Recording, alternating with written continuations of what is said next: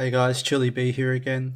I've been a bit sick the past week or so it's nice to be back, and today we're jumping into the Ethlizards newsletter for December. This is the team's update of what's happened in November as well as the plans for what's coming in 2023. What's pretty exciting is that they've got plans for a suite of new offerings. We'll grab a few glimpses of what that is, but it sounds like they've got a lot more in the pipeline than they're sharing right now, which is always a good sign for a project. I think when you're tired or when you're bored or you're over it, you stop innovating. So just the fact that the team has more in mind and more planned, I take to mean they're excited and they're energized. First up, a review of what's happened in November. Regarding staking, they're still in the planning or architecture stage, so they've been doing mock-ups of the user flows. It doesn't sound like they've done any actual programming yet, but I could be misinterpreting that. They say they're not comfortable providing a final time frame yet because they haven't been able to book an auditor that's within budget. That shouldn't stop development work at all. I assume it's just going to stop their final release. But they say they'll deploy a working demo on testnet for holders to play around with within a couple of months. I'm not taking that as a firm ETA, but it gives us a rough ballpark of how long this development might take. So it's sounding like Q1. Here they've linked us to an architecture diagram, which they say they've tried to make as easy to understand as possible. If you dive in, it's actually pretty detailed. I haven't really gotten my head around it yet, but I feel like there's definitely enough in here for a separate video, so I won't go into it in this one, but I'll spend a bit more time trying to understand it and go through it separately. So back to the updates. The website's been coming along nicely with a few tweaks over the past week or so. They've got more changes and tweaks in progress, so like the portfolio section, refreshing the roadmap, better loading and scrolling animations, which a few people have mentioned in Discord. But the important thing to notice is their focus is moving from the website and updating the website to other deliverables, especially staking. Thinking about advisors, collabs, partnerships, the focus on advisors has been more on the technical side up until now, and they've been receiving a lot of support from technical advisors. People have been asking when will these advisors be made public, and it seems like they'll be made public if and only if they feel comfortable with it. And my assumption, and what they're hinting at here, is that they'll probably be comfortable with it when we actually start to execute on products and when we start to make a name for ourselves in the space. Looking at collabs and partnerships, the liaison lizards have been doing an amazing job. They're constantly searching out new collabs and reviewing them internally, and the team is really pleased with how the contributor program is turning out. From the outside, it looks like it's going well because we're getting a pretty good flow of good whitelist opportunities. And I guess that's only one metric, but that particular metric is looking good. So big shout out to Seagolem and Animositas for spearheading that new initiative. Thinking about governance and DAO structure, their aim is to create nimble and unobstructed governance. Expanding that a bit more, they mean giving more controlled power back to the community, but also allowing the core team to quickly and efficiently make decisions. It could be a bit of an impossible task to achieve both. As far as I can see, and as far as we've seen in other DAO structures, these two goals seem to be kind of opposite ends of the same spectrum. So the more power you give to the community, the harder it is for the team to act quickly and efficiently. And then the more power you give to the team to act quickly and efficiency, the less power and control the community seems to have. So I don't know if this is the DAO version of the blockchain trilemma or something, but it's a pretty hard goal to meet both ends of that spectrum. Maybe impossible. I'm guessing the best they could do, and the best any DAO structure could do, is to find the right balance between the two that meets the needs of the DAO. And maybe on top of that, be able to quickly adjust our place in the spectrum as we need it. But they're going to continue iterating with advisors, and in the next couple of months, they'll have an LIP out for us to think about and vote on. So again, I don't think that's a firm timeline, but we're in the ballpark of months, so maybe Q1 or something like that. And then finally, November financials. There was a 20k investment made this month, and then everything else is just salaries. So that's the wrap up of November. And now looking forward into 2023, we get all the exciting stuff. Actually, a lot of that was exciting. We get more exciting stuff now. They've been talking internally about where they want to take Ethlizards in the following year. The goal is still to maintain focus on the critical elements, which are the 3 pillars they've mentioned in the past: financials or investments, the products, and then the community. They mentioned that the market conditions have really constrained their ability to execute on these perfectly or as they've had planned. But it's also forced them to look at other options to build and expand and increase revenue. And so they've come up with 3 focal areas that they're going to work towards next year, assuming that the market basically stays the same. The first one is wider networks and reach within crypto, gaming, and Web3. As an Ethlizards community, we're already in a whole bunch of projects, and within those projects, we already have some sort of reputation. So this focal area is just trying to tap into those networks that we already have and the reputation that we already have within them to increase our reach organically throughout the year. Basically, it's just making the most of our existing networks. The second focus area is to establish ourselves as a trusted and respected figure within the Gamefi and DeFi space. That particular goal is probably common amongst every Gamefi and DeFi project in crypto at the moment. So nothing too unique about the goal, but they've got some interesting ways that they're going to work towards that a bit later on. Then the third focal point is explore additional revenue sources and improve stability. And they say they've got a variety of products coming in the next year to bolster the treasury, or seeking to bolster the treasury, which is exciting because the more streams of income that we have coming into Ethlizards, the more sustainable we are, the more likely we're going to make it to a point where one of our investments does the 100 or 1000x that we're hoping it will. And here's how they summarize their goal for next year in one sentence: organic growth within Web3 paired with innovative new products and increased benefits for holders. Let's have a look at their dynamic roadmap and how they're planning to do it.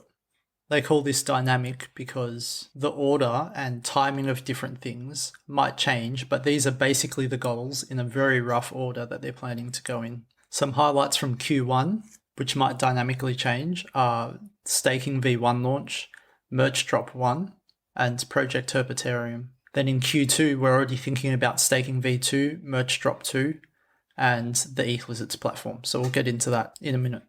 In the rest of the article, they jump into some details of the items on the roadmap. So let's have a look. So in line with their second focal area of establishing a reputation for Ethlizards in GameFi and DeFi, they're exploring content creation. And in particular, in Q1, they're partnering with Gaming on the Block to create a show that covers crypto gaming news, interviews founders, other Web3 topics. And it sounds like the team is already lining up founders and influencers to come onto the show.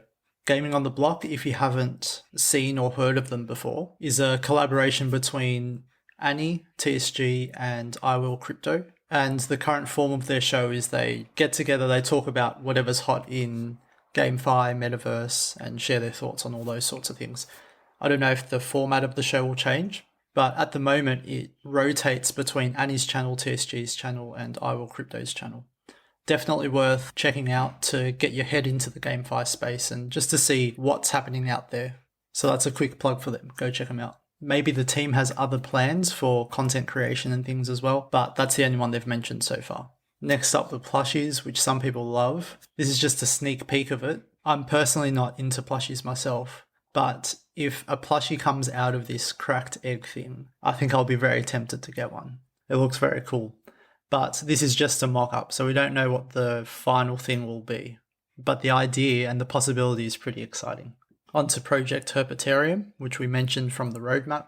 I had to Google it, but a herpetarium is the enclosure for reptiles and amphibians in a zoo. So it seems like the idea behind Project Herpetarium, if we can go off the name, is to showcase Ethlizards to the wider world. And in their really brief description, it does seem like it. So the idea here is to syndicate various investments with other communities, leading to wider exposure of the Ethlizards, as well as additional revenue sources. That's a pretty dense statement, and it doesn't give away too much, actually. But if I'm going to read into it, what I'm thinking is happening is that Ethlizards, instead of just taking investment opportunities on our own, might be able to open up these investment opportunities to other communities, which will serve the purpose of helping projects raise more money, helping Ethlizards gain exposure, not just as an investment DAO, but as a facilitator for investments, and then also create an additional revenue stream where I'm guessing we'd take a cut of their investment as well. So they maybe invest at a slightly higher price and we get that difference or something like that. That's purely speculation based on the name and the 3 lines that they've got here on the newsletter. We'll see what it turns out to be in the future, but it's pretty exciting. And then the last one they dive into is the Ethlizards platform. The plan is to create our own content platform as we become more established. And through that, I guess we can develop our own stamp of approval sort of thing. So maybe if we invest in a project, we do a good write-up and we kind of stamp our approval on that. It gives that project a bit more reputation within the space, and it does the same thing for us as well, as long as we actually approve good projects, I suppose. So they say this project is still in very early stages of development, and we'll get more details as we get closer to Q2 2023. So this is a bit further down the line than the other projects. A very exciting side note they mentioned here, all updates except content, governance, and website updates are projected to bring in additional revenue to the Ethlizards DAO.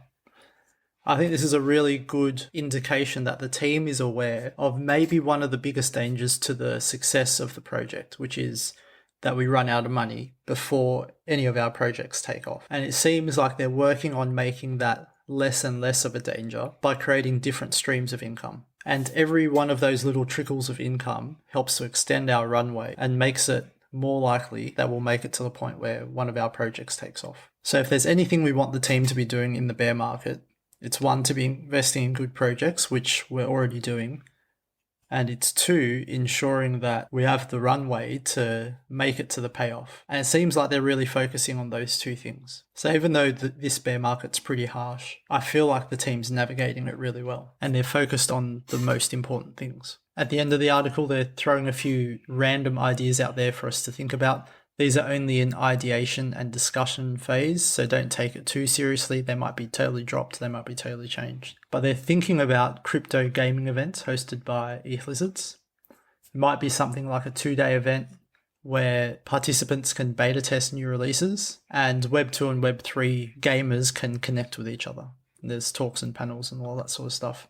That could be a really interesting event idea. A bit different than your usual crypto events, I think. A bit more niche. And the other one that I found interesting was an incubator and academy. So this would mean that Ethlizards, instead of just investing in early stage companies, would have more input into early stage companies and try and help them along that path to success. And those 2 things obviously go hand in hand. You see a lot of VCs also being half incubators as well. I like the direction of that, and it means that we've kind of got our eyes on playing with the big boys. The very, very last thing is 2023 financials. So they're continuing with the same strategy of maintaining low overhead costs, as much as they can at least. But there are some big expenditures coming up, like staking audits, which could be anywhere between 15 and 50k. So if you've got a contact for a respected auditor, reach out to the team and let them know. Basically, they're not expecting the macro situation to change much next year.